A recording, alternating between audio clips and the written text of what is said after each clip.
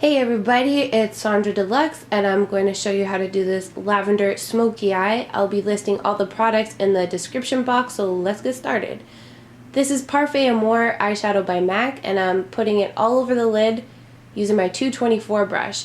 I'm starting in the center and wiggling my way outwards and then dragging it into the inner corners of my eyes. I want that little bit of a pearl to really reflect for the color I'm putting on top. Now this is the same color, I'm just dragging it along my lash line to draw my eyes open slightly more. And then I'm going over top with Digit eyeshadow by MAC and I'm patting that all over on top so I get that really nice light lavender eye look. It just brightens it up and the pearl reflection from the last eyeshadow just brings it to life a little bit more. Same thing on the other side, and I'm only keeping it on the lid. Next, I'm taking my 224 brush and just blending out the edges so there's no lines. I don't want to see where I started or stopped.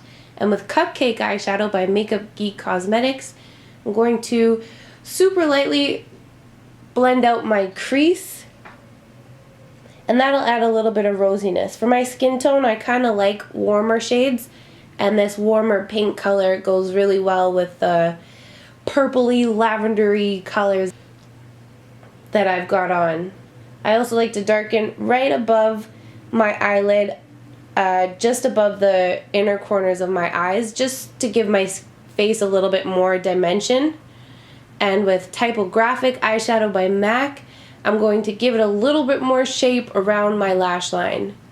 First, I'm going to wing it out and drag it right along the outer edge of my lash line because this is where I want it to be the most dark. Once I've got that line, I'm just going to push it upwards into the purple color so it blends nicely and naturally. I don't want to see any lines.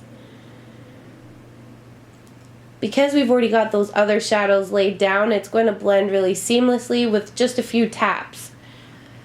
Next, I'm going to connect that top line to my lower lash line going 3/4 of the way in, and I'm going to pull it out slightly further on the lower half of my eyelid. I want it to, again, draw my eyes open a little bit more. Do a little extra blendy and make sure that everything is nice and flawless. Then I can move on to some mascara. This is the In Extreme Dimension 3D Black Mascara from MAC. And because of the lashes I'm about to put on, I want to make sure that my eyelashes don't have any lavender on them. I always get eyeshadow all over my eyelashes. Now I'm going to stack 2 pairs of lashes together. These are by Jamal Buster and I want to make them a little bit longer. I'm going to line up the bands of hair, oopsies, so that you can still get that spiky look, although you can separate them so that they have more of like a wispy look like this. I did want to keep it in its original kind of spiky shape, so I lined each band of hair up on both lashes and extended it. I'll put a little bit of glue on there and I'm sliding it down as close as I can to my lash line, just so you can't see where my lashes are and where the fake ones are. Now that my eyelash is on, I decided to bold it out a little bit, so this is just a little bit of color and I'm going to kind of flick it around to diffuse all the edges and open my eyes up even more.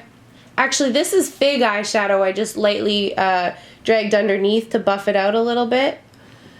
I'm sorry I didn't show it to you. This is the infamous Peachstock Lipstick that I always wear, and I'm putting an Estee Lauder lip gloss over top.